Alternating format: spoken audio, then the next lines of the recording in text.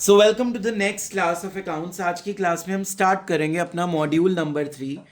इसमें आपको जो फाइनल्स में आना है वो आना है 20 मार्क्स का पेपर, और जो आपकी प्रैक्टिकल फाइल बनेगी जो आपने बना ली है वो भी इसमें से रेशियो एनालिसिस और कैश फ्लो स्टेटमेंट बनाया होगा। ठीक है, तो देखो इस चैप्टर को समझने के लिए आपको थोड़ा सा अटेंटिव रहना पड़ेगा क्लास के अंदर। और दूसरी बात, ये जो आज मैं तुम्हें लर्न करवाऊंगा या जो तुम्हें मैं समझाऊंगा ये आगे पूरी बुक में काम आना है। So this is the base of the topic. पूरी बुक का बेस हम आज कर लेंगे। ठीक है, चैप्टर 1 में सबसे पहले आती है हमारी फॉर्मेट ऑफ बैलेंस शीट, जो कि गिवन है पेज नंबर 1.5 पे। The format of balance sheet prescribed in part 1 of schedule 3 of Companies Act 2013 is as follows. सबसे पहले बच्चों आप क्या लिखोगे? नेम ऑफ द कंपनी, और उसके बाद balance sheet as act. Am I clear? उसके बाद आपको दिख रहा होगा particulars, notes to accounts, figures at the current reporting period and figures at the previous reporting period, so that we can make analysis and comparison of 2 years. The balance sheet is prepared with 2 years. 11वीं कक्षा में balance sheet या आपने partnership वाली book में जो balance sheet पढ़ी है वो हॉरिजॉन्टल थी। अब हम जो आज बैलेंस शीट सीखेंगे वो क्या होगी? वर्टिकल। क्या होगी बोलो? वर्टिकल। तो हॉरिजॉन्टल मतलब liabilities on left side and assets on the right side. अब क्या होगा? उल्टा होगा, लायबिलिटीज ऊपर हो जाएंगी और एसेट्स नीचे आ जाएंगी। बस उसका फॉर्म चेंज हुआ है, उसके थोड़े से नाम चेंज हुए हैं।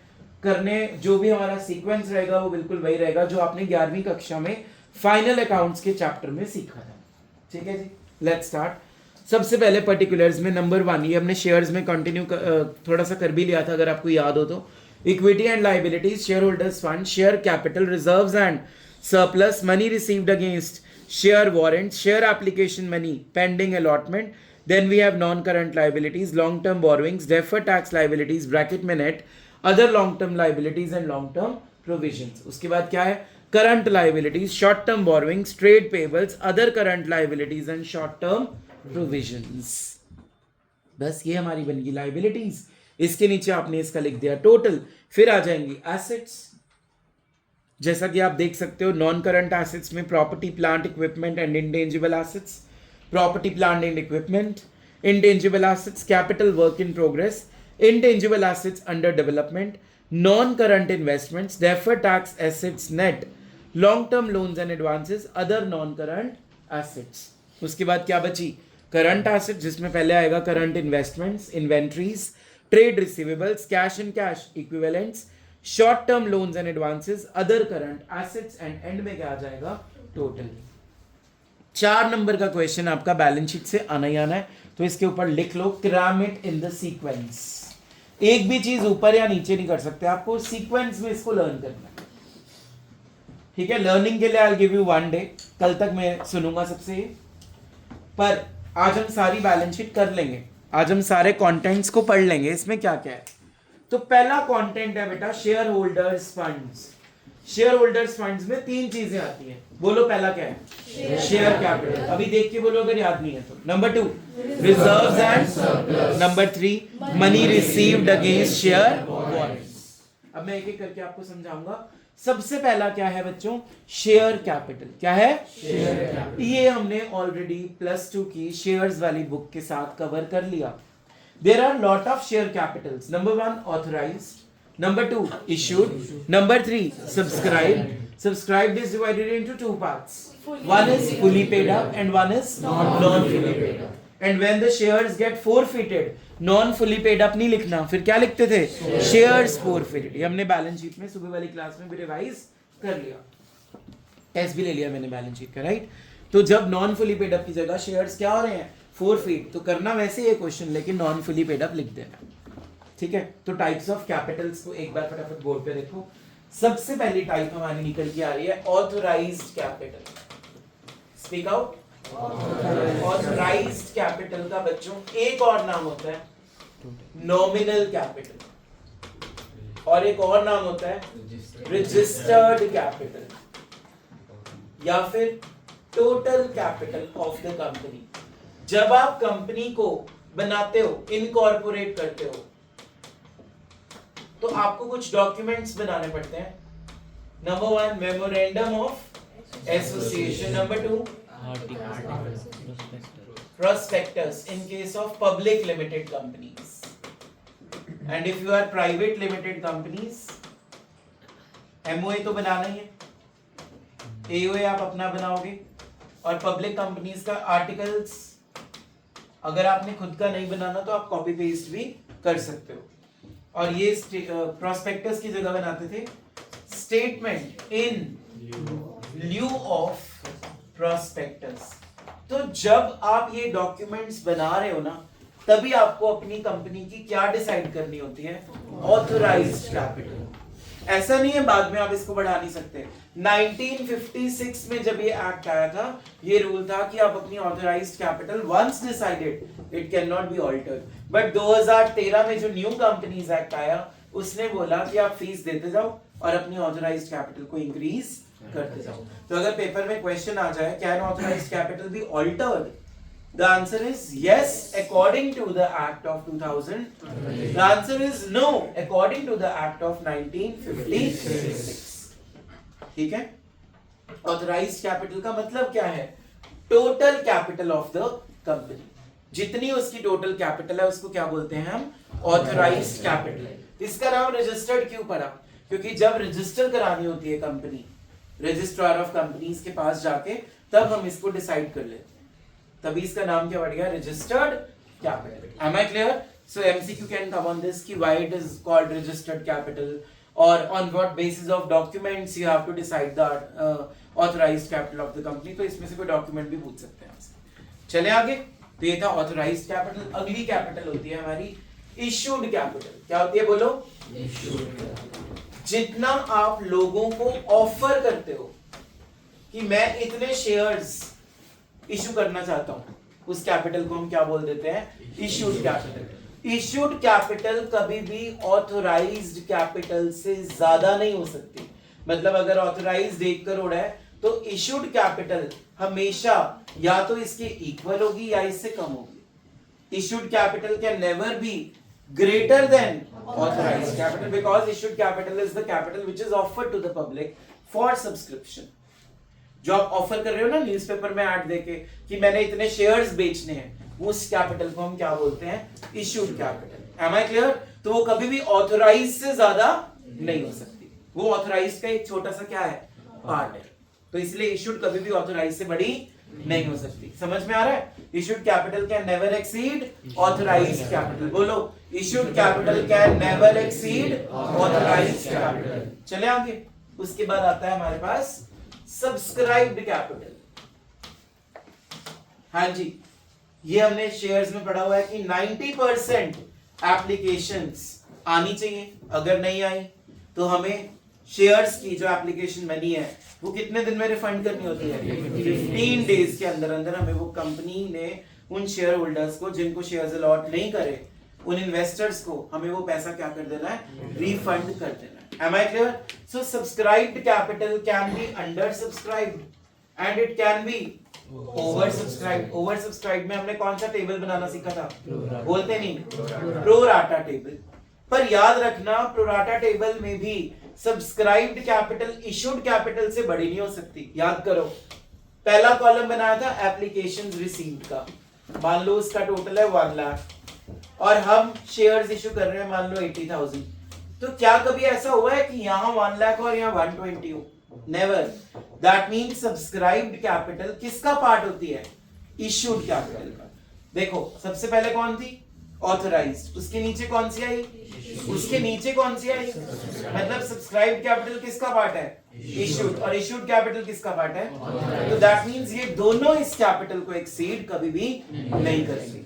हमेशा इश्यूड कैपिटल और सब्सक्राइब्ड कैपिटल ऑथराइज से बड़ी नहीं हो सकती क्योंकि वो उनमें से निकली है. क्लियर है?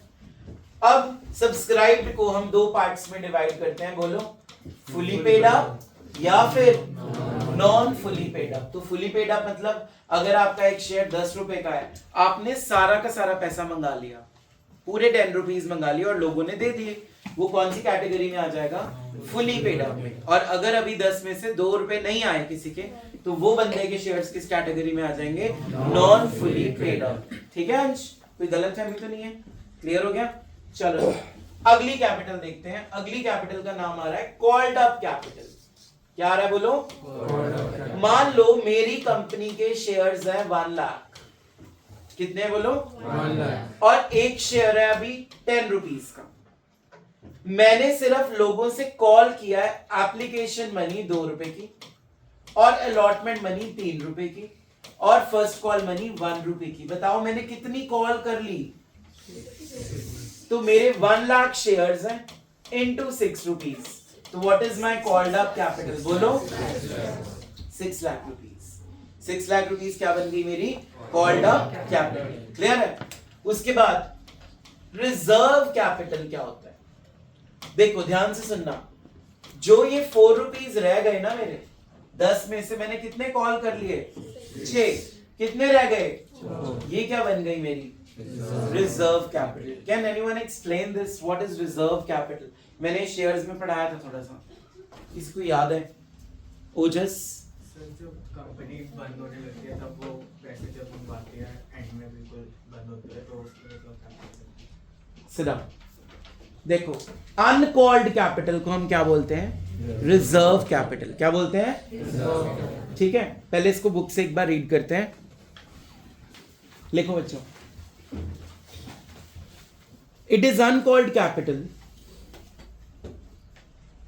It is uncalled capital which is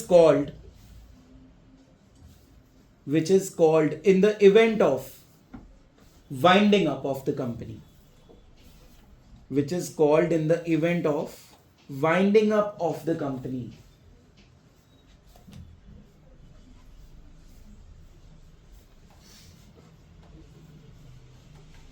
It is not shown inside the balance sheet.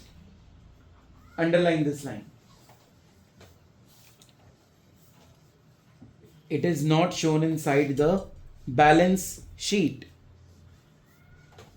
comma. It cannot be used to write off capital losses. It cannot be used to write off OFF wala of capital losses. It cannot be used to write off capital losses. ठीक है बच्चों, बोलते नहीं। तो हमारी जितनी भी Capitals हैं वो इसके साथ कंप्लीट हो चुकी हैं। अब एक बारी फिर से रिवाइज कर लेते हैं। सबसे पहली कैपिटल का नाम था ऑथराइज्ड, दूसरी कैपिटल का नाम क्या था? इशूड, तीसरी कैपिटल का नाम क्या था? सब्सक्राइब, जिसकी 2 टाइप्स बताई, fully paid up and non fully paid up. उसके बाद कॉल्ड अप बताया, जितने कॉल करें, और अनकॉल्ड का नाम क्या लिखवा दिया मैंने? Reserve capital. जैसा ओजस ने बोला, बिल्कुल सही बोला उसने, कि जब कंपनी बंद होगी ना, वाइंड अप होगी, तब कंपनी ये पैसे मंगा सकती है। और जरूरी नहीं है तभी मंगाने, इट इज नॉट मैंडेटरी। अगर मान लो ऊपर मुंह सबका, अगर मान लो मैंने एप्लीकेशन मनी मंगा ली, अलॉटमेंट मंगा ली, फर्स्ट कॉल मंगा रही, तो जरूरी नहीं है मैं फाइनल कॉल को वाइंड अप पे ही मंगाऊंगा। It is not compulsory, but yes some companies keep a reserve capital so that at the time of winding up, if they are having shortage of funds, when they have to pay their creditors, when they have to pay their loans, when they have to pay their tax to the government, when they have to realize the assets and put on realization expenses, उन खर्चों को पूरा करने के लिए company एक reserve रखती है अपने पास। जैसे तुम लोग पेट्रोल का एक रिजर्व रखते हो ना, कि इतने से कम होगा तब भरवाना जरूरी है, जब तक वो रेड लाइट तक नहीं पहुंचता, वो रिजर्व लग जाता है कि अब आपको भरवा लेना चाहिए। तो ऐसे ही कंपनीज भी अपने पास कुछ अमाउंट शेयर्स का रिजर्व रखती है, ताकि जब वाइंड अप हो, जब कंपनी को पैसों की जरूरत होगी, तब कंपनी उन पैसों को शेयर होल्डर से मंगाएगी। But it is not hard and fast rule कि तभी मंगाना है, आप पहले भी मंगा सकते हो। Am I clear? तो 10 रुपए में से जैसे मैंने 6 मंगा लिए, 2 ऑन एप्लीकेशन, 3 ऑन अलॉटमेंट और 5 on allotment, 1 on first call, तो जितना भी बनेगा टोटल वो मेरा बन जाएगा कॉल्ड अप कैपिटल, और जितना रह जाएगा वो क्या बन जाएगा? मेरा रिजर्व कैपिटल। तो अगर मैं क्वेश्चन पूछूं तुमसे कि ऑथराइज्ड कैपिटल का मेन हेड क्या है, what should be your answer? Authorised capital का मेन हेड क्या है? Share holders funds. Main head मतलब किसके नीचे वो आएगा? और सब हेड क्या है? Share capital. तो जितनी भी कैपिटल्स आपने पढ़ी है उनका मेन हेड क्या रहेगा? शेयर होल्डर्स फंड्स, और सब हेड क्या रहेगा? Share capital. Am I clear? अगर मैं बोल दूं कॉल्स इन एरियर्स, अगर ध्यान से देखा जाए तो कॉल्स इन एरियर्स हमने नॉन फुली पेड अप में कवर कर लिया। अगर एक वैभव है, उसने 8 रुपए दिए हैं मुझे 10 में से, तो 2 रुपए नहीं दिए, जो कंपनी को पैसे नहीं मिलते वो क्या होती है? Calls in. तो अगर मैं बोलूं कॉल्स इन एरियर्स का मेजर हेड क्या है? The answer is same, share holders funds. Calls in arrears का सब हेड क्या है? The answer is share capital. Am I clear? तो ये आपने ध्यान रखना है, पेपर में ऐसे क्वेश्चन पूछेंगे कि उसका मेन हेड बताओ और उसका सब हेड बताओ। चले आगे, तो बैलेंस शीट पे वापस आते हैं। तो बैलेंस शीट में से बच्चों share holders fund, share capital, हमने एक आइटम कर ली, शेयर कैपिटल, ए पार्ट हमारा हो गया। अगला पढ़ो क्या है बुक में? Reserves and. अब सुनो ध्यान से, दुनिया भर के जितने रिजर्व आप बनाई बैठे हो, आपने शेयर्स के चैप्टर में ही 2 रिजर्व्स पढ़े हैं, सिक्योरिटीज प्रीमियम, कैपिटल रिजर्व। बोलो number 1 securities premium, number 2 capital reserve. Securities premium हमारी इनकम होती है क्योंकि हम उसको क्रेडिट करते हैं, क्योंकि जब हम शेयर्स को ज्यादा प्राइस पे बेचेंगे तो वो जो रिजर्व होगा उसको हम सिक्योरिटीज प्रीमियम रिजर्व में डाल देते हैं। तो जिस चीज के पीछे रिजर्व ही लग रहा है उसका हेड क्या बन जाएगा? Reserves and surplus. Am I clear? तो जितने भी रिजर्व्स हैं, जनरल रिजर्व हो गया, सरप्लस हो गया, P&L का क्रेडिट बैलेंस हो गया, सरप्लस का क्रेडिट बैलेंस हो गया, ये सारे किस हेड में जाएंगे? Reserves and. तो अगर मैं तुमसे पूछूं कॉन्टिंजेंसी रिजर्व का मेन हेड क्या है? The answer should be share holders funds, and सब हेड क्या है? Reserves and surplus. अगर मैं तुमसे पूछूं कैपिटल रिडम्पशन रिजर्व, क्या बोला मैंने? ये क्यों बनता है? जब आप अपने डिबेंचर्स को रिडीम करते हो या जब आप अपने प्रेफरेंस शेयर्स को रीपे करते हो। देखो 2 तरह के शेयर्स होते हैं, एक इक्विटी और एक प्रेफरेंस। जैसे डिबेंचर्स पे रिडम्पशन होती है ना, प्रेफरेंस शेयर्स पे भी क्या होती है? रिडम्पशन होती है। तो उसके लिए ना सेबी ने बोला है, किसने बोला है? Securities exchange board of India, 1992 में आया था ये, ठीक है। तो इसने ये चीज बोली है कि जब भी आपको अपने डिबेंचर्स की रीपेमेंट करनी है या जब भी आपको अपने प्रेफरेंस शेयर्स को रीपे करना है ना, आपको एक रिजर्व बनाना है जिसका नाम क्या है?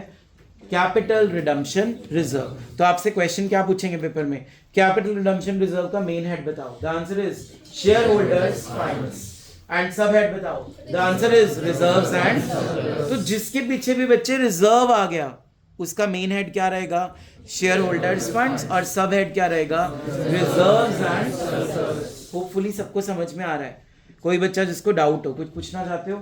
चले आगे, चलो। तो रिजर्व्स एंड सरप्लस वाली कैटेगरी भी हमने पढ़ ली। थर्ड कैटेगरी पे आ जाओ, पेज नंबर 1.5 पे गिवन है बच्चों आपको, money received against share warrants. हाँ जी, किसी को पता है क्या होता है money received against share warrants? Anyone wants to try this? Manali का स्टैंड अप करो, ट्राई। वारंट का मतलब बता बेटा पहले। नहीं पता? आपको पता है? सुनो ध्यान से, बैठो। जब कंपनी एक वारंट इशू करती है, वारंट का मतलब है बॉन्ड। क्या इशू कर रही है? बॉन्ड। हमने मान लो सिमरीन को एक बॉन्ड दे दिया, एक पीस ऑफ पेपर दे दिया, उस पर लिख के दे दिया तू मुझे 3 लाख रुपए अभी दे दे। 3 लाख के बाद जब तूने मेरे को पेमेंट कर दी, 3 साल के बाद तू मुझे बॉन्ड जमा कराने आ जाना, उसके बदले में मैं तेरे को शेयर्स दे दूंगा। मतलब ऑटोमेटिकली बॉन्ड किस में कन्वर्ट हो जाएगा? शेयर्स में। किस में कन्वर्ट हो जाएगा? तो जब कंपनी बॉन्ड इशू करती है, बॉन्ड को मैं यहाँ पे वारंट बोलूंगा क्योंकि लैंग्वेज, लॉ लैंग्वेज क्या है? वारंट। तभी तो हेडिंग क्या थी? बोलो। तो मान लो मैंने आज 10,000 वारंट्स इशू किए और मैंने एक वारंट 100 रुपए का रखा है। 10,000 वारंट्स इंटू 100, कितना पैसा आ गया मेरे पास? 10 लाख आ गया। अब 3 साल बाद वो वारंट जब आप मेरे पास लेके आओगे, वो ऑटोमेटिकली वारंट किस में कन्वर्ट हो जाएगा? कौन से? इक्विटी में। किस में कन्वर्ट होगा? इक्विटी शेयर्स में कन्वर्ट हो जाएगा। समझ में आ गया? तो अभी तक हमने बैलेंस शीट की सिर्फ पहली आइटम को कंप्लीट किया है जिसका नाम था शेयर होल्डर्स। उसमें 3 पार्ट्स पढ़े हैं हमने। Number 1 share capital, number 2 reserves and surplus, and number 3 money received against share warrant. और वाइवा में मैक्सिमम ये वाला क्वेश्चन पूछा जाता है, what is the warrant, what is the share warrant. तो क्या आंसर दोगे? Which are later on converted into equity shares. तो as you can see on the page number 13 आपको कुछ रिजर्व्स के नाम गिवन है।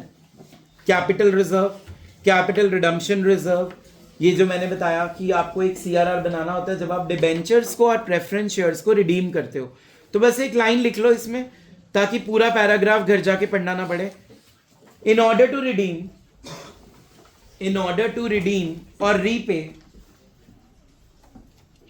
इन ऑर्डर टू रिडीम के spelling REDEEM, in order to redeem preference shares and debentures,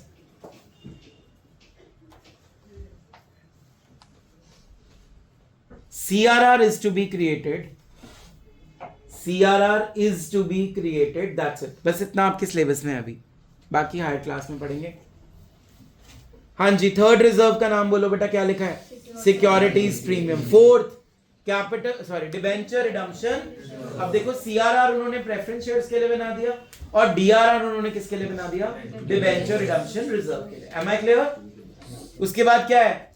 revaluation reserve. उसके बाद क्या है? Share options outstanding account. ये आपको याद करने पड़ेंगे नाम जितने भी मैंने आपको रीड करके बताए हैं।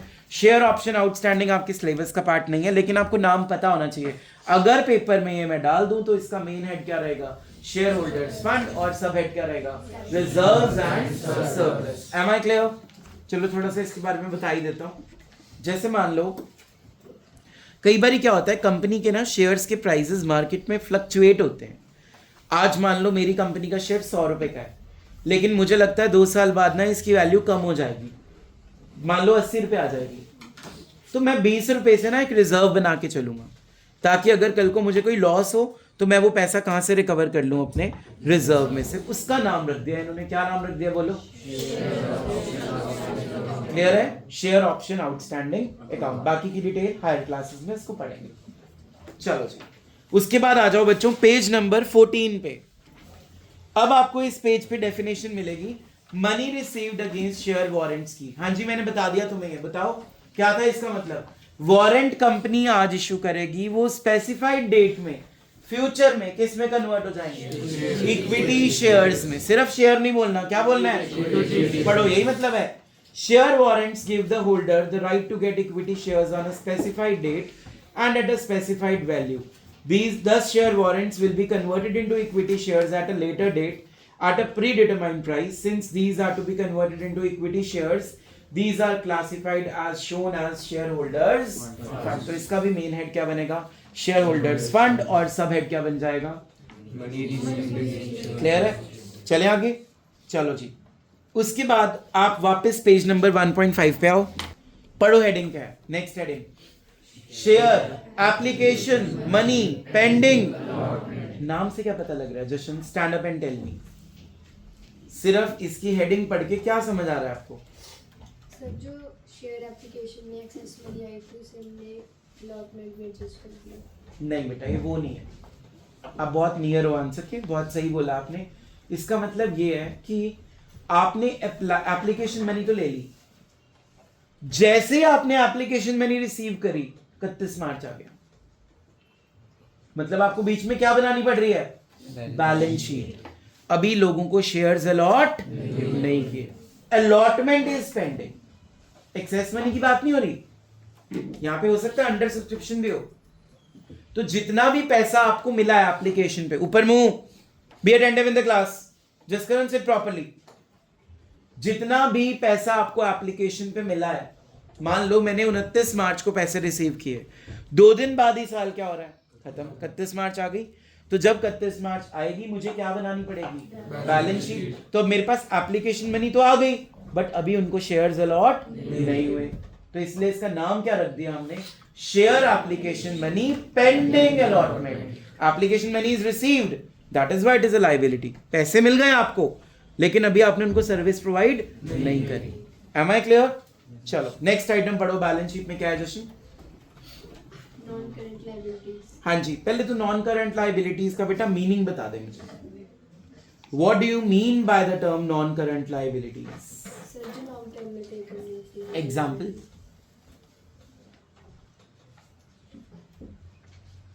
अच्छा, आपके लिए लॉन्ग टर्म कितना लॉन्ग टर्म है? 6 मंथ से बड़ा है, 3 मंथ से बड़ा है, 9 मंथ से बड़ा है, 12 मंथ से बड़ा है? What is long term according to you? 1 साल से बड़ा है. Sit down. जो लायबिलिटी 12 महीने से ज्यादा चलेगी वो क्या बन गई? Non current liability. क्या बन गई बोलो? जो लायबिलिटी 1 साल के अंदर अंदर पे हो जाएगी उसको क्या बोलोगे? Current liability. अगर मान लो अपने बैंक से मैंने लोन ले लिया 10 साल का, किसमें क्लासिफाई करूंगा? Non current. और अगर मैंने लोन लिया 9 मंथ्स के लिए, किसमें क्लासिफाई करूंगा? करंट. यहां तक समझ आ गया? अब नॉन करंट तो मेन हेड है. अब इसके आगे 4 मिलेंगे तुम्हें सब हेड्स. पहला सब हेड पढ़ो क्या है? लॉन्ग टर्म बोरोइंग्स का मतलब भी बिल्कुल वही है जो 12 महीने से ज्यादा की लायबिलिटी है. जैसे कि मैंने पंजाब नेशनल बैंक से 5 साल का क्या ले लिया? लोन. मैंने वैभव जिंदल से 3 साल का क्या ले लिया? लोन. मैंने अपने कजन से, अपने रिलेटिव से, किसी से भी क्या ले लिया? लोन. लेकिन उसका टेन्योर 1 साल से क्या होना चाहिए? तो वो लॉन्ग टर्म बोरोइंग है. और दूसरा, अगर आपको याद हो डिबेंचर्स चैप्टर, हमने उसमें जब बैलेंस शीट पढ़ी थी, एक टॉपिक था issue of debentures as collateral security, जिसके 2 मेथड कराए थे. No journal entry is pass, journal entry is pass. तो जब जर्नल एंट्री पास नहीं भी हो रही है, हो भी रही है, तो आप उसमें बैंक से लोन लेते थे. तो वो बैंक लोन भी क्या बनता था? Long term borrowings. और जितने डिबेंचर्स आप इशू करते हो वो भी किस में आते हैं? Long term. तो in short long term borrowing में 2 मेन चीजें निकल के आई हैं. बोलो कौन सी? लॉन्ग टर्म बोरोइंग्स में basically there are 2 things. Number 1, किसी भी तरह का क्या ले लिया आपने, चाहे वो फ्रेंड से लिया हो, रिलेटिव से लिया हो, अपने पेरेंट से लिया हो, या किसी बैंक से लिया हो, किसी आईएफएससी कंपनी से लिया हो, किसी फाइनेंशियल इंस्टीट्यूट से लिया हो, किसी नॉन बैंकिंग कंपनी से लिया हो, कोई भी लोन है, अगर वो 12 महीने से ज्यादा का है. कितने से ज्यादा का बोला है मैंने? More than 12 months. वो किस में आ जाएगा? लॉन्ग टर्म बोरोइंग्स में आ जाएगा. और दूसरा मैंने क्या बताया लॉन्ग टर्म बोरोइंग्स का एग्जांपल? That is debentures. जब कंपनी क्या इशू करती है बच्चों? डिबेंचर्स. तो 4 तरह से पैसे मंगाती है. Application money, allotment money, first call and second या फाइनल कॉल. मैंने क्या बताया था डिबेंचर्स के बारे में जब पढ़ाया था चैप्टर, कि आफ्टर 10 इयर्स या 5 इयर्स कंपनी को ये अमाउंट उनको क्या करना है? रीपे करना है, मतलब रिडम्पशन करनी है. तभी तो हमने इसके केसेस भी पढ़े थे. Issue of debentures at par, redeemable at premium, redeemable at premium discount, पे इशू करके प्रीमियम पे रिडीम करना. 6 केस कराए थे मैंने. तो रिडम्पशन जब होनी है एक टाइम पे, तो आपके सिर पे क्या खड़ी हुई है? लायबिलिटी. तो ये लॉन्ग टर्म बोरोइंग आपकी क्या बन गई? लायबिलिटी. तो अगर पेपर में जस्ट करंट क्वेश्चन आ गया, डिबेंचर्स का मेन हेड बताओ, क्या है इसका मेन हेड?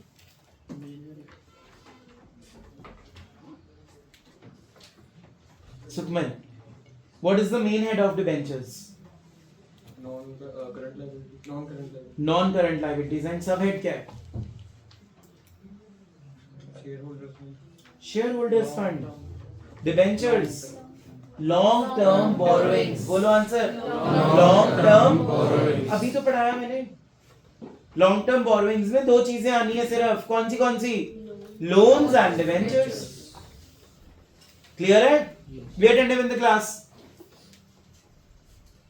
चलो जी, पेज नंबर 17. तो आपको इस पेज पे मिलेगा लॉन्ग टर्म बोरोइंग्स. उसका मीनिंग ना एक ग्रीन बॉक्स में दिया हुआ है नीचे साइड पे. Long term borrowings are payable after 12 months and after the period of operating cycle from the date of balance sheet. Operating cycle पे अंडरलाइन कर लो, अभी ये टॉपिक अभी करेंगे क्लास में. उसके बाद आपको नेक्स्ट पेज पे इसके एग्जांपल्स गिवन है 1/8/18 पे. फटाफट से open that page. Number 1 debentures, number 2 bonds, number 3 term loans from banks and other parties, number 4 public deposits, number 5 other loans and advances. तो अगर पेपर में इनमें से कोई भी नाम आ जाए तो उसका मेन हेड क्या रहेगा? नॉन करंट लाइबिलिटीज, और सब हेड क्या रहेगा? Long term borrowings. Am I clear? उसके बाद देखो तुम्हें नीचे उन्होंने डिस्क्लोजर बताया हुआ है कोलेटरल सिक्योरिटी का, तो ये हम ऑलरेडी कर चुके हैं कौन सी बुक के साथ? Shares and debentures, companies Act 2013 की बैलेंस शीट हमने कर ली थी। ठीक है, यहां तक समझ आ गया? तो लॉन्ग टर्म बोरोइंग्स में दो ही चीजें आनी है, बोलो कौन सी फटाफट बोल दो। Number 1 loans, number 2 debentures. चलो जी, हाँ जी, नेक्स्ट आइटम पढ़ो, क्या लिखा है? Deferred tax liabilities. नेट का मतलब क्या होता है बेटा? ध्यान से सुनना। डेफर्ड को अंडरलाइन करके लिख लो, फ्यूचर।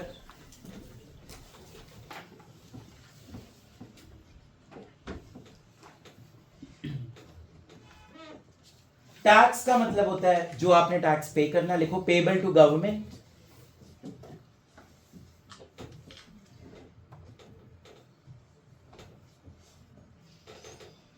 और नेट का मतलब होगा द रिजल्ट।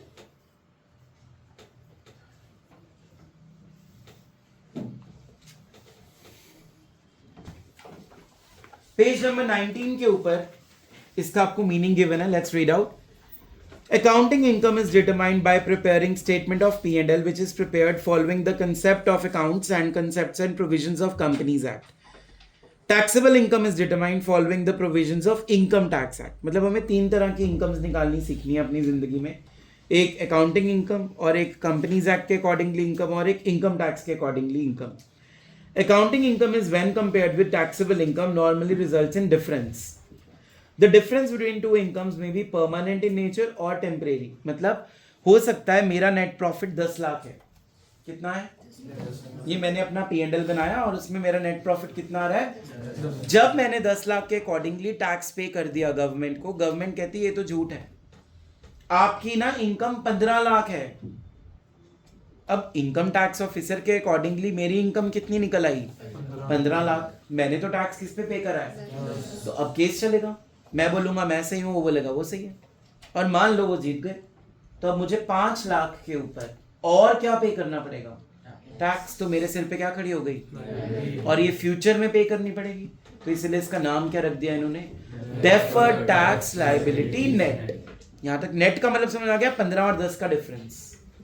ठीक है, अगर मान लो केस मैं जीत जाता हूं, तो मेरे लिए वो क्या बन गई? तो ये हम नीचे भी पढ़ेंगे, डेफर्ड टैक्स एसेट्स नेट। तो मैंने अभी उसका मतलब बता दिया। ठीक है, not a part of your syllabus in detail, बस आपको पता होना चाहिए आपकी अकाउंटिंग इनकम और आपकी इनकम टैक्स के अकॉर्डिंगली इनकम अलग अलग होती है। ये फ्यूचर क्लासेस में हम पढ़ेंगे कि कैसे अलग होती है। तो अगर आपने कम पे टैक्स पे किया है तो अब आप और पे टैक्स पे करोगे, तो वो आपके सिर पे क्या खड़ी हो गई? लायबिलिटी। अगर आपने ऑलरेडी ज्यादा टैक्स पे कर दिया और करना कम था, तो वो क्या बन जाएगी? आपकी asset, just like prepaid expenses. Am I clear? Come back to page number 5। हाँ जी, नेक्स्ट आइटम पढ़ो, क्या है? Other long term stand up Jashan. इसमें क्या क्या डालेंगे बेटा? अदर लॉन्ग टर्म लाइबिलिटीज में अपने अंदाजे से बताओ कुछ भी। Sit down, Siya. Thinking about redemption of debentures. अच्छा, और? Very good answer. और कुछ? बस। हर लाइबिलिटी बेटा जो 12 महीने से ऊपर की होगी ना, वो क्या बन जाएगी?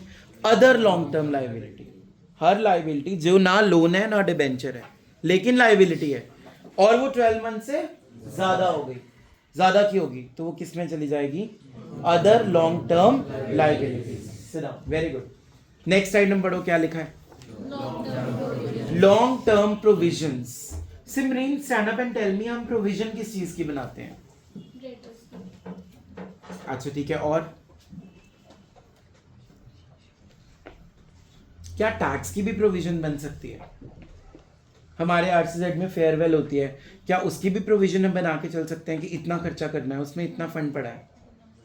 तो किसी भी चीज के लिए आप क्या बना सकते हो? प्रोविजन। जो भी खर्चे आपने फ्यूचर में करने हैं, अगर उसकी पेमेंट 1 साल से ज्यादा लंबी है, 13 मंथ्स, 14 मंथ्स, 18 मंथ्स, 20 मंथ्स, वो किस में क्लासिफाई हो जाएगी? लॉन्ग टर्म में। लेकिन अगर वो प्रोविजन 12 महीने के अंदर अंदर यूज हो जाती है, वो किस में चली जाएगी? शॉर्ट टर्म प्रोविजन, जो करंट लायबिलिटी में आ जाएगी। समझ में आ गया? Sit down. हाँ जी, देखो अभी तक हमने क्या पढ़ा है बैलेंस शीट के अंदर, बताओ। सबसे पहले हमने पढ़ा है share holders funds, share capital, reserves and surplus, money received against share warrants, share application money pending allotment, non-current liabilities, long-term deferred tax, bracket में उसके बाद क्या था? other long-term liabilities and long-term provisions। यहाँ तक बैलेंस शीट में कोई doubt, किसी ने कुछ पूछना हो? चले अगले टॉपिक पे। अगला टॉपिक हमारा क्या आ गया बच्चों? Current liabilities. बताओ करंट लाइबिलिटीज में पहली आइटम क्या लिखी है? Short term borrowings. हाँ जी, everyone see on the board. मैंने वैभव जी से एक लोन लिया 10 लाख का, लेकिन मैंने लिया सिर्फ 8 मंथ्स का। Is it less than 12 months? Yes, sir. So it will be classified under short term borrowing। तो अगर पेपर में मैं डाल दूं loan from Vaibhav for 8 months, main head current liability, sub head short term borrowings. Am I clear? ठीक है, चाहे वो लोन आप किसी नॉन बैंकिंग फाइनेंशियल कंपनी से लो, आईएफएससी लो, किसी से भी लो, कोई भी पब्लिक कंपनी से ले लो, कोई भी प्राइवेट कंपनी से ले लो, कोई बैंक से ले लो, किसी फाइनेंशियल इंस्टीट्यूट से ले लो, अगर उसका टाइम पीरियड 12 मंथ से कम है, वो किसमें क्लासिफाई हो जाएगा? Short term borrowings. अगली आइटम पढ़ो, क्या है? Trade payables. पेबल्स का मतलब क्या है? जो पैसा हमने अभी पे करना है। पेबल्स में 2 लायबिलिटीज आती है। पेबल्स में 2 liabilities will come। Number 1 creditors, लिखो number 1 creditors, number 2 trade payables, bills payable, creditors and bills payable. तो we have trade payables. Trade payables का मतलब होता है 2 चीजें, number 1 sundry creditors, number 2 bills payable. अच्छा, सन्ड्री क्रेडिटर्स का मतलब सबको पता है कि हमने सामान उधार पे लिया है, अब हमने उनको पैसे देने हैं। What is bills payable? Ansh stand up. Bills payable का मतलब क्या है? Is it electricity bill payable? Then which bill it is?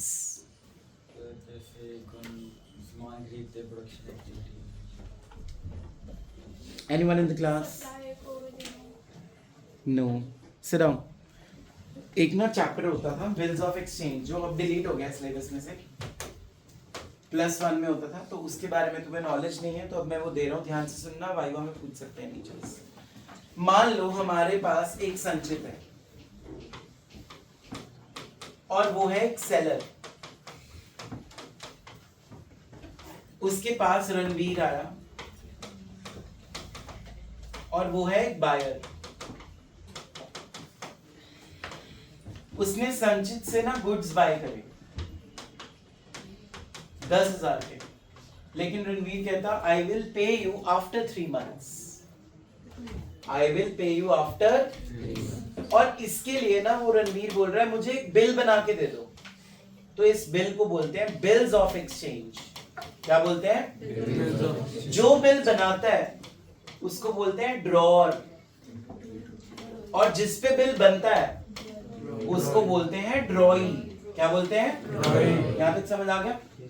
अब संचित को पैसा मिलना है, तो इसके लिए बन गया ये बिल्स रिसीवेबल, और रणवीर को ये अमाउंट पे करना है, तो इसके लिए क्या बन गया बच्चों?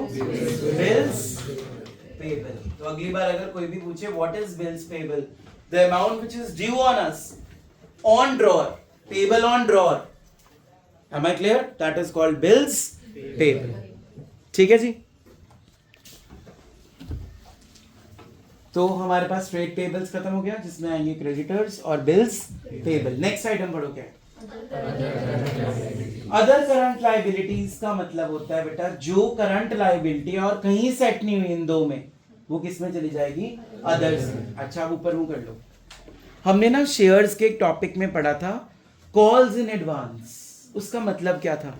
जब शेयर होल्डर हमें एप्लीकेशन मनी पे ही क्या क्या पे कर देता है, अलॉटमेंट भी दे देता है, फर्स्ट कॉल भी दे देता है, या फिर फाइनल कॉल भी दे देता है। इसका नाम आपने +1 की क्लास में पढ़ा था प्री रिसीव्ड इनकम्स। जो इस साल हमने पढ़ा कॉल्स इन एडवांस, वो पिछले साल का नाम क्या था उसका?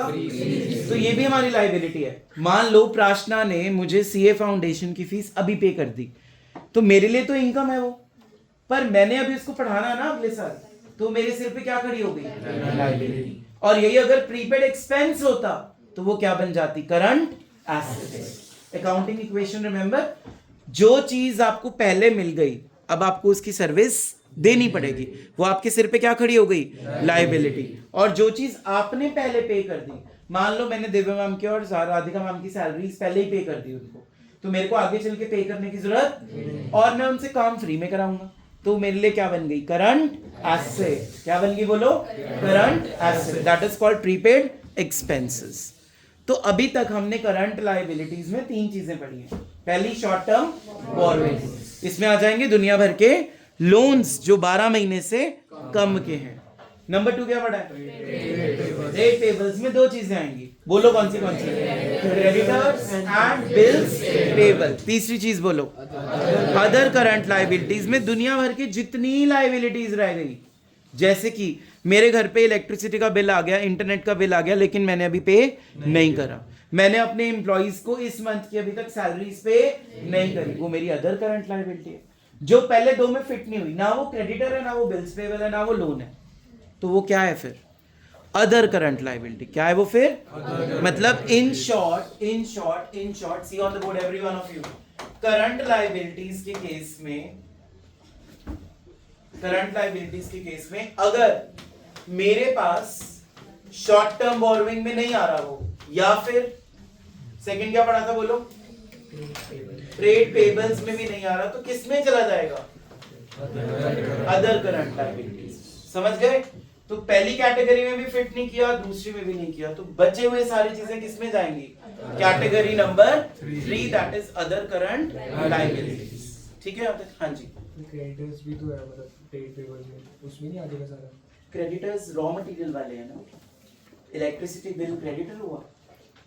क्रेडिटर कौन होता है, define a creditor, to whom we have to pay money because we purchased goods from them on credit. Electricity bill is not a creditor, वो सर्विस प्रोवाइडर है, ठीक है, तो वो किस में जाएगा, अदर करंट लायबिलिटीज में। लास्ट क्या है इसका बोलो,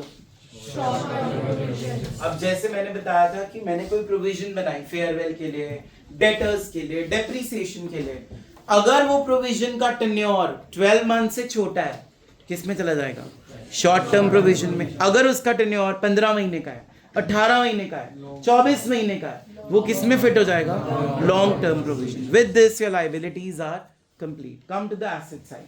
चलो जी, एसेट्स में दिव्यांका फर्स्ट आइटम पढ़ो बेटा, क्या है, non current assets. Non current assets क्या होती हैं बेटा, नॉन करंट एसेट्स पहले इसको डिफाइन कर दो फटाफट से। जो एसेट 1 ईयर से ज़्यादा, लाइक मशीनरी वगैरह, मशीनरी अच्छा 1 ईयर से ज्यादा क्या यूज हो सके। बैठो, those assets which are not converted into cash within a period of 1 year, जिसको आप किस में कन्वर्ट नहीं करते, कैश में, कितने टाइम पीरियड के लिए, एटलीस्ट 1 साल, वो बन गई नॉन करंट एसेट्स। अगर आपको याद हो 11वीं कक्षा में आपने इसका नाम पढ़ा था फिक्स्ड एसेट्स। क्या नाम पढ़ा था, जिसको हमने 2 पार्ट्स में भी डिवाइड किया था, टेंजिबल, इनटेंजिबल। टेंजिबल जिसको आप देख सकते हो, छू सकते हो, फील कर सकते हो, इनटेंजिबल सिर्फ आप उसको फील कर सकते हो, उसका कोई फिजिकल एग्जिस्टेंस नहीं होता। Example patents, copyrights, trademarks, goodwill, softwares, ये सारे, ठीक है। तो सबसे पहली आइटम क्या निकल के आ रही है, property, plant and equipment. Property, building, land, machine, equipment, furniture, fixtures, air conditioner, refrigerator, ये सारी दिखती है ना, तो ये सारी कौन सी बन गई, टेंजिबल। और अगर मैं इंटेंजिबल की बात करूं, उसमें क्या आएगा, goodwill, patents, copyrights, trademarks. Am I clear? अगली आइटम पढ़ो दिव्यांका, क्या है, non current investment. What is non current investments according to you, what is non current investments according to you, जो 1 ईयर से ज़्यादा क्या, कहाँ इन्वेस्ट किया, कहीं भी कंपनी। बैठो, जब आप किसी कंपनी के क्या खरीदोगे, शेयर्स, या किसी कंपनी के क्या खरीदोगे, डिबेंचर्स, तो आपने अपना पैसा क्या कर दिया, वहाँ इन्वेस्ट कर दिया। और मान लो वो डिबेंचर्स 15 साल तक आपके साथ रहेंगे, 15 साल आपको उसके ऊपर क्या मिलेगा? इंटरेस्ट। तो उसका जो टेन्योर है वो 12 महीने से क्या हो गया? ज्यादा। तो वो बन गई नॉन करंट इन्वेस्टमेंट। क्या बन गई? और यही अगर इन्वेस्टमेंट मैं 6 मंथ्स के लिए ले रहा हूं, करंट इन्वेस्टमेंट, तब उसका नाम क्या रख देंगे? Current investment. Am I clear? तो नॉन करंट इन्वेस्टमेंट हो गई दिव्यांका। नेक्स्ट आइटम क्या है? deferred tax assets. ये मैंने ऑलरेडी आपको पढ़ा दिया था। जब आपकी अकाउंटिंग इनकम और टैक्सेबल इनकम का डिफरेंस होगा, अगर आप केस जीत जाओगे तो आपको टैक्स भरने की जरूरत नहीं है, तो आपको बेनिफिट मिल गया प्रीपेड एक्सपेंस की तरह। ठीक है जी, next point. Long term loans and advances. मैंने किसी को लोन दे दिया, मान लो सुखमन मेरे पास आया और वो मुझे कहता है मुझे लोन चाहिए आपसे 5 लाख का, और मैं आपको पे करूंगा 3 साल के बाद। तो जो मैंने लोन सुखमन को दिया है वो मेरी क्या है? एसेट। मुझे उससे पैसे वापस मिलेंगे और उस पे क्या अर्न होगा? मुझे इंटरेस्ट। और वो 12 महीने से ज्यादा है तो वो क्या बन गया? Long term loans and advances. और अगर यही सुखमन मुझे 6 महीने बाद ही पैसे दे देगा, क्या बन जाएगा? Short term loans and advances. ठीक है, नेक्स्ट आइटम बढ़ो। Other non-current assets. Other non current asset से डाउन, जो एसेट कहीं फिट नहीं हुई ऊपर, वो सारी किस में आ जाएंगी? अदर। एग्जाम्पल गोल्ड, कहीं आया गोल्ड ऊपर? एग्जाम्पल सिल्वर, कहीं आया? एग्जाम्पल डायमंड्स, कहीं नहीं आए, तो वो अदर में आ गए। जो एसेट ऊपर कहीं फिट नहीं हो रही, ना वो प्रॉपर्टी है, ना वो प्लांट है, ना वो इक्विपमेंट है, ना वो फर्नीचर है, ना वो टेंजिबल इंटेंजिबल की कैटेगरी में आ रहा है, तो वो किस में चला जाएगा? Other non current assets. चले आगे। सी नेक्स्ट आइटम क्या बेटा? Current assets current assets. बोलिए। which are to be converted into cash within a period of 1 year. जो 1 साल के अंदर अंदर किस में कन्वर्ट हो जाते हैं? कैश में। ठीक है, इसकी फर्स्ट आइटम पढ़ो। Current investment. ये मैंने समझा दिया। जो इन्वेस्टमेंट आपने 12 महीने से कम करी है वो कौन सी इन्वेस्टमेंट बन गई? Current investment. ठीक है जी, आगे। Inventories. इन्वेंट्रीज को अंडरलाइन करके लिख लो बेटा। स्टॉक। Inventories mean stock. हाँ जी ऐश, स्टॉक कितनी तरह का होता है पता है? बैठे बैठे आंसर देना। Do you know? Stock is of 3 types. Number 1, raw material. Number 2, work in progress. And number 3, finished goods. लिख लो। Inventories is of 3 types. Raw materials, work in progress, and finished goods. Raw materials, work in progress, and finished goods.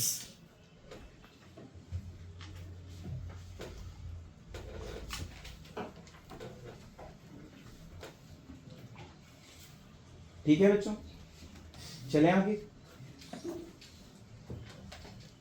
चलो जी, next item पढ़ो। सिया क्या है? Trade receivables. Trade receivables को underline करके लिख लो। इसमें 2 चीजें आएंगी। Number 1 sundry debtors, number 2 bills receivable. I think मैंने डेटर्स का मतलब भी बता दिया, और बिल्स रिसीवेबल वाला वही जो तुमने समझा था, संचित और रणवीर वाला एग्जाम्पल। एक के लिए BR था, दूसरे के लिए BP था। ठीक है बच्चों, जिसने पैसे लेने हैं उसके लिए क्या वर्ड है? रिसीवेबल। जिसने पे करने हैं उसके लिए क्या वर्ड है? पेबल्स। ठीक है जी, next item. Cash and cash equivalents. इसको अंडरलाइन करो और लिखो वेरी इंपॉर्टेंट। अब इसमें 3 चीजें आती हैं, लिखो। Number 1 cash in hand, number 2 cash at bank, number 3 marketable securities. बोलो साथ साथ। Number 1 cash in hand, number 2 cash at bank, number 3 marketable securities. ऊपर मुंह कर लो। कैश इन हैंड का मतलब होता है जो कैश हमारे पास हाथ में है। कैश एट बैंक का मतलब होता है जो कैश हमारा बैंक में पड़ा है। तीसरे किस चिड़िया का नाम है? सुना है कभी पहले? मार्केटेबल सिक्योरिटीज का मतलब ऐसा होता है कि वो सिक्योरिटीज या तो शेयर्स होंगे या तो क्या होंगे? और बेटा किसी को भी बेचने जाओगे ना, वो कभी भी ना नहीं करेगा। मार्केटेबल का मतलब है जब बेचना चाहो साथ के साथ बिक जाएंगे। और मार्केटेबल सिक्योरिटीज, याद है हमने बैंकिंग चैप्टर में एक टॉपिक पढ़ा था, ओपन मार्केट ऑपरेशंस, इसके साथ रिलेट करती है। ठीक है, तो जो भी बैंक को आप चाहते हो बेचना, आप उस बैंक को बेच सकते हो। जिस बैंक से खरीदना चाहते हो तब भी खरीद सकते हो। मतलब इसका जो कन्वर्जन है कैश के अंदर वो बहुत क्विकली होता है, प्रॉम्प्टली होता है। बहुत जल्दी आप इसको किस में कन्वर्ट कर सकते हो? कैश में। इसीलिए इसका नाम क्या पड़ गया? Marketable securities. Speak out. Marketable securities मतलब which are easily converted into cash. Is called marketable security. Sit down. अब बोलो नेक्स्ट आइटम क्या है? Short term loans in advance. ये मैंने ऑलरेडी डिस्कस कर लिया। अगर मैंने सुखमन को लोन दिया और वो 12 महीने से कम है तो वो लॉन्ग टर्म नहीं है, अब वो क्या बन गया? शॉर्ट टर्म लोन बन गया। Next item, other current asset. जो एसेट कहीं पे फिट नहीं हो रहा, करंट एसेट है, जैसे कि प्रीपेड एक्सपेंसेस। मैंने अपने एम्प्लॉइज को सैलरी अगले महीने की अभी दे दी, तो एक ही महीना है ना, 12 महीने से कम है, और वो ऊपर किसी हेडिंग में नहीं आ रहा, तो वो किस में आ जाएगा? अदर करंट एसेट्स में। और क्या एग्जांपल हो सकता है इसका? मान लो एक स्टूडेंट ने मुझे फीस नहीं पे करी, तो मैंने उससे अभी फीस रिसीव करनी है, दैट इज आउटस्टैंडिंग इनकम। क्या बन गया? Outstanding income. वो भी किसी हेड में नहीं आई, तो वो कहां आ जाएगी? Other current assets. ठीक है, अच्छा अब पेज नंबर 5 पे और भी कुछ चीजें थी बीच में। प्रॉपर्टी प्लांट इक्विपमेंट के नीचे इंटेंजिबल एसेट्स मैंने ऑलरेडी डिस्कस कर लिया तुमसे। थर्ड चिड़िया का नाम पढ़ो बेटा, क्या है? Capital work in. अब ध्यान से सुनो, what is this capital work in progress? मान लो आप एक स्टेडियम बना रहे हो, आप एक एनजीओ और आप क्या बना रहे हो? स्टेडियम। तो स्टेडियम में ना अलग अलग लेवल्स होते हैं, जैसे पवेलियन होता है जहां पे प्लेयर्स बैठते हैं। तो अगर वो अंडर कंस्ट्रक्शन है, अभी बिल्डिंग बनी नहीं है पूरी, तो अब पढ़ो नाम क्या बन गया? Capital work in progress. मेरा एग्जांपल से समझ आ गया कि जो अभी बिल्डिंग बन रही है पूरी तरह से तैयार नहीं। चौथी आइटम पढ़ो, क्या है? Intangible assets under development. मान लो मैंने सिमरीन की कंपनी से एक सॉफ्टवेयर बनवाया और मैंने उसको बोला कि जो बच्चे मुझे फीस टाइम पे पे नहीं करते ना, उनकी फीस में अपने आप 500 रुपए फाइन ऐड हो जाए इस डेट के बाद। तो मेरे लिए अभी सॉफ्टवेयर बना रही है, बनानी है। अब पढ़ो हेडिंग क्या बन गई? Intangible asset. क्या सॉफ्टवेयर इंटेंजिबल एसेट है? अंडर डेवलपमेंट, मतलब अभी पूरी तरह से तैयार नहीं हुआ। ठीक है, तो with this your first topic of the chapter that is balance sheet is fully completed. इसमें से क्वेश्चन कैसे आता है? आपको अंदर की चीजें दे देंगे, आपसे वो मेन हेड पूछेगा और सब हेड पूछेगा, तो आपने वो बताना है। ठीक है, इन्वेंट्रीज के लिए आप आइए पेज नंबर 31 पेज नंबर पे आपको गिवन है इन्वेंट्रीज। इसको अच्छे से लर्न करना है, इसकी थर्ड लास्ट लाइन से। It includes, underline, raw materials, work in progress, finish goods, stock in trade, stores and spares and loose tools. हाँ जी Mansirat, what is stores and spares? नहीं पता? सर जो स्पेयर मतलब अगर एक चीज खराब हो जाए तो वो दूसरी यूज कर ले। ठीक है, स्टोर्स एंड स्पेयर्स मतलब रिप्लेसेबल थिंग्स। और लूज टूल्स क्या होता है?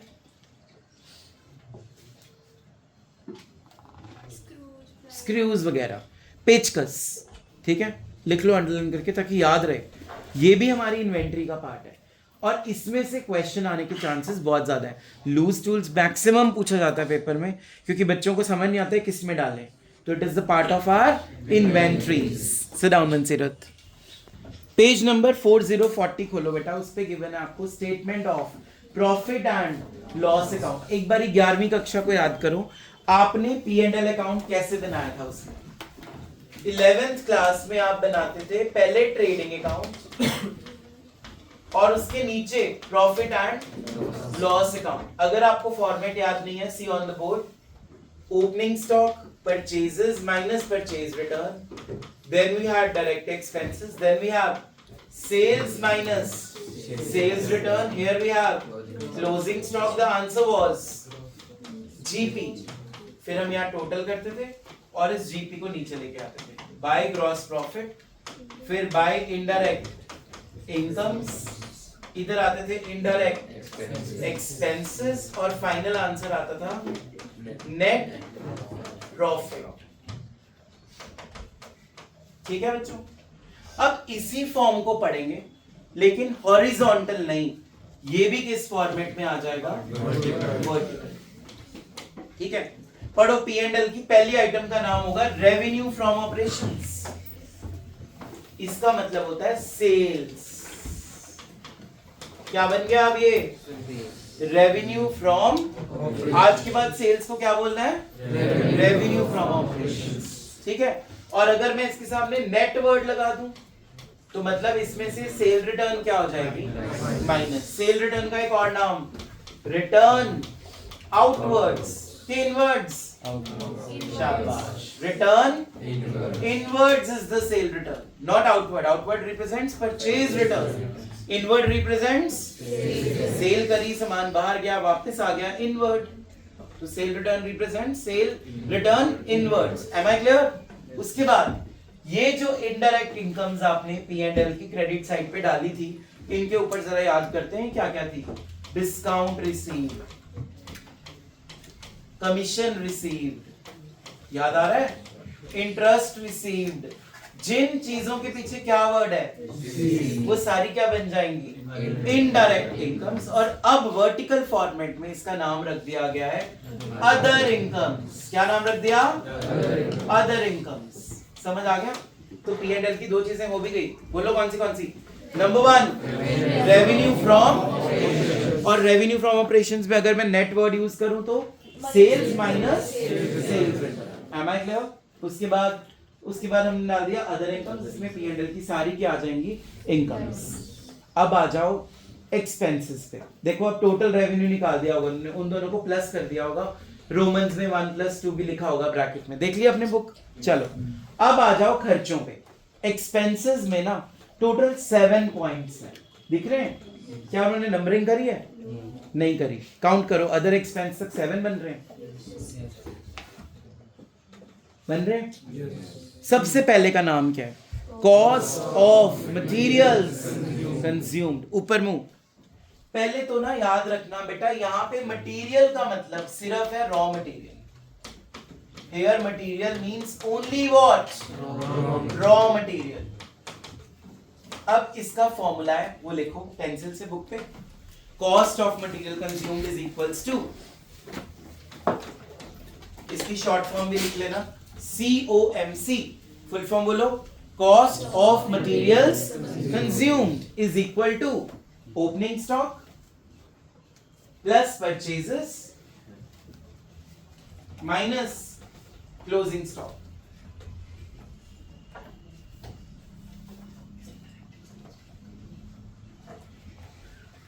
Opening stock plus purchases minus closing stock. अब इसमें फिनिश गुड्स नहीं लेने, सिर्फ क्या लेना है, रॉ मटेरियल। सिर्फ क्या लेना है, जल्दी बोलो, सिर्फ क्या लेना है, this is cost of material consume. बोलो formula, opening stock plus purchases minus. अच्छा, परचेजेस के साथ अगर परचेज रिटर्न गिवन है तो वो भी क्या हो जाएगी, माइनस। लिख लो, minus purchase return. Opening stock of raw material plus purchases minus purchase return minus closing stock of raw material is equal to cost of materials consumed. चलो जी, अगली आइटम के ऊपर आ जाओ। क्या है, परचेजेस ऑफ, इसका भी एक फॉर्मूला है, लिखो, purchase minus purchase return. Purchase of stock in trade का फॉर्मूला क्या है, purchase minus purchase return.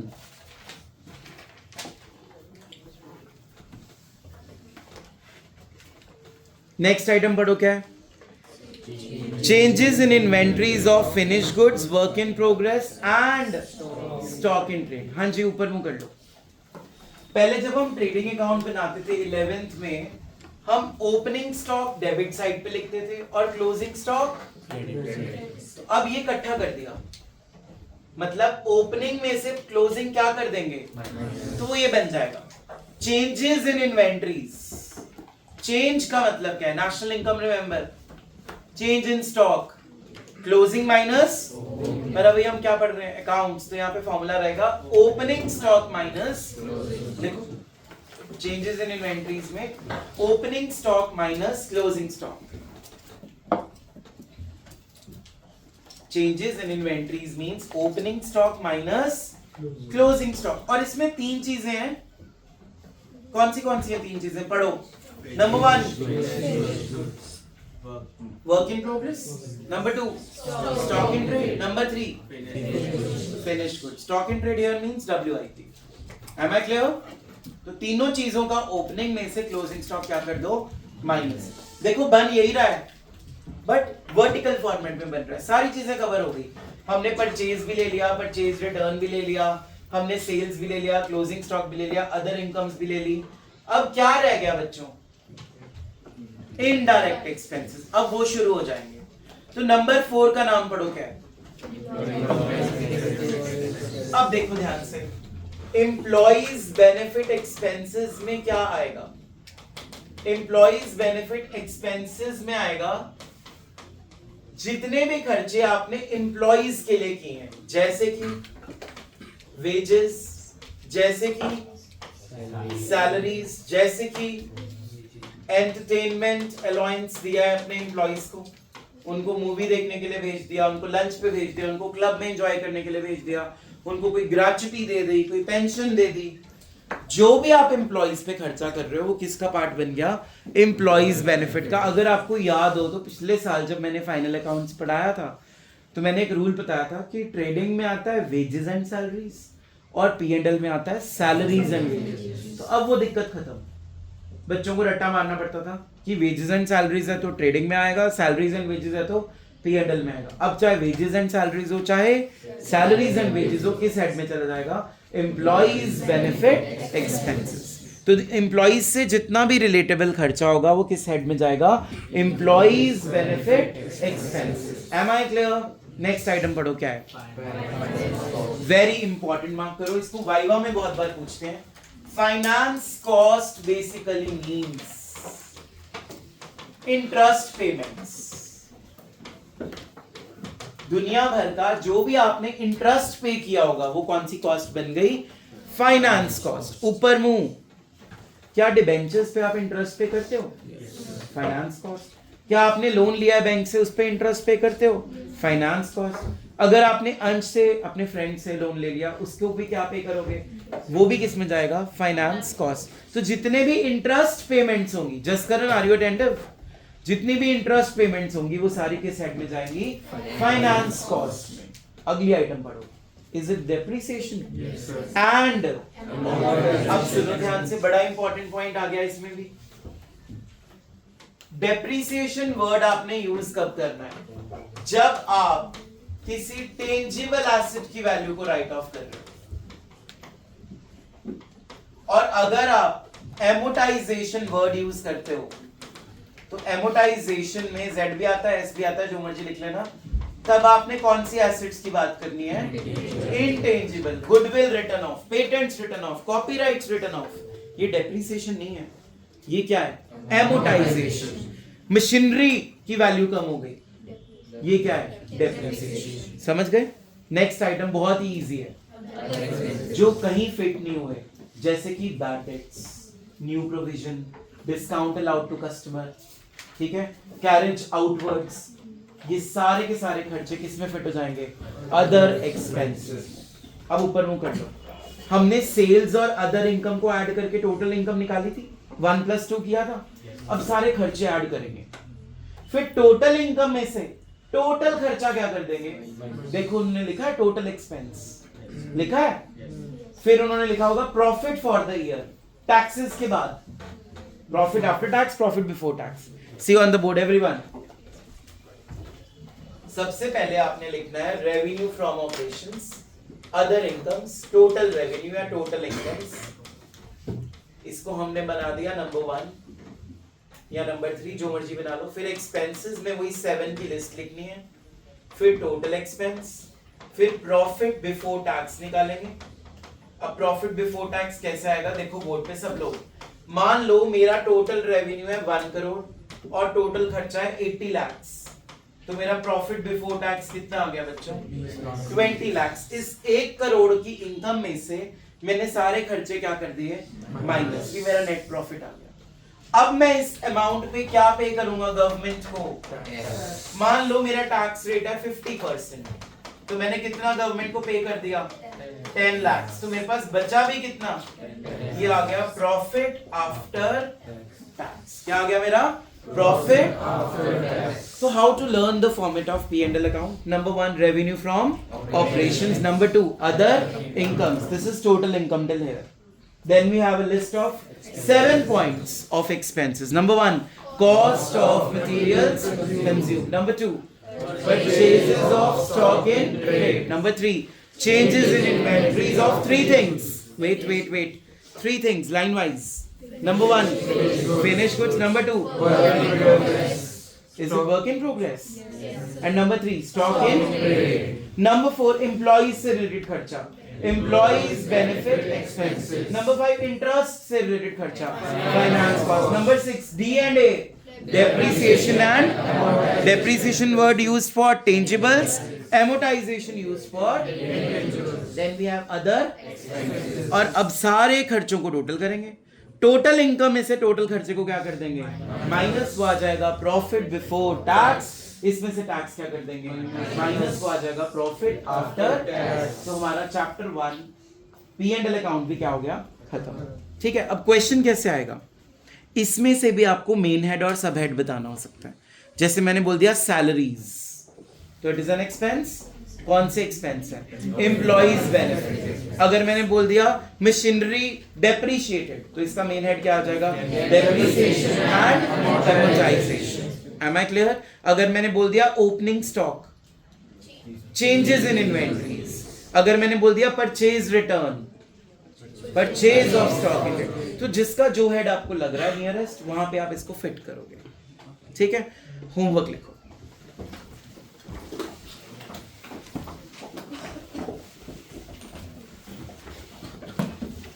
Number 1, learn the formats. Number 1, balance sheet. Number 2, P&L account.